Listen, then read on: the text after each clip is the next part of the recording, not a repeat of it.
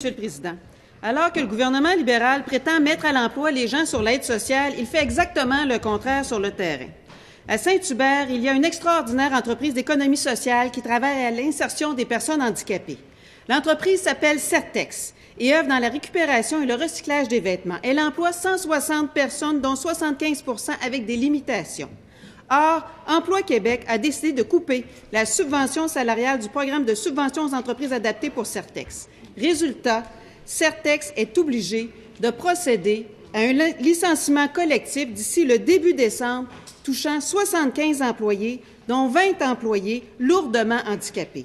Ces personnes ne pourront pas se retrouver un emploi qui leur assure autonomie, dignité et fierté.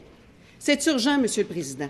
Est-ce que le ministre responsable de l'Emploi, qui vient tout juste de dire que son objectif, c'est la dignité, peut être conséquent et annuler ces coupures pour assurer le maintien des 75 emplois en économie sociale chez Certex? Monsieur le ministre de l'Emploi. Monsieur le Président, la députée m'en a parlé il y a à peu près une semaine de cette situation-là et j'ai répondu très positivement. Je lui ai dit qu'on va le regarder la situation et j'ai demandé au ministère de regarder la situation actuellement, de voir. En passant, ça fait juste 2 jours qu'on s'est parlé de ça et nous sommes en train de regarder. D'abord, je veux saluer ces personnes-là qui veulent faire l'effort, qui vont aller faire un effort pour améliorer leur situation. Et je veux saluer aussi l'organisation qui travaille très fort pour supporter ces personnes en situation de pauvreté, mais ils ont un objectif.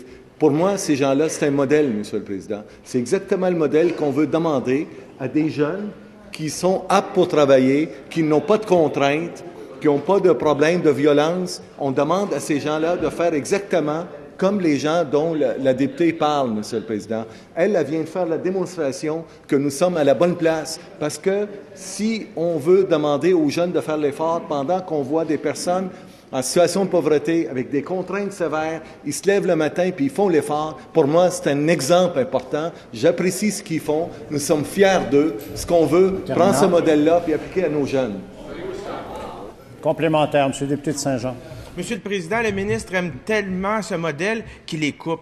75 personnes risquent de perdre leur emploi. La conséquence, c'est que ces 75 personnes-là se retrouveront à l'aide sociale. Le ministre veut sortir les gens de l'aide sociale, veut les sortir de la pauvreté, qui règle le dossier. Ça fait une semaine que ma collègue a posé des questions au cabinet. Qui s'en occupe? Il veut s'occuper de la dignité. C'est un bon exemple.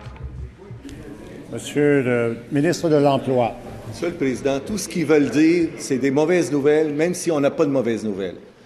On a eu la demande, elle m'en a parlé, j'ai dit je m'en occuperai. On est en train de s'en occuper, Monsieur le Président, on s'en occupe. Alors je pense par respect des gens qui essayent de trouver. On est en mode de solution, voir si on peut faire quelque chose pour l'organisation. Mais je reviens au point important, c'est le client. Le client, là, c'est la personne en situation de pauvreté. Ces gens-là ont des contraintes sévères. Monsieur le Président, ils ne sont pas chanceux, mais les autres, ils font l'effort pour améliorer leurs conditions. Moi, ils ont toute mon admiration. On veut impliquer ce modèle-là à nos jeunes qui n'ont pas de contraintes, qui sont prêts pour aller travailler. On veut aussi qu'ils fassent la même.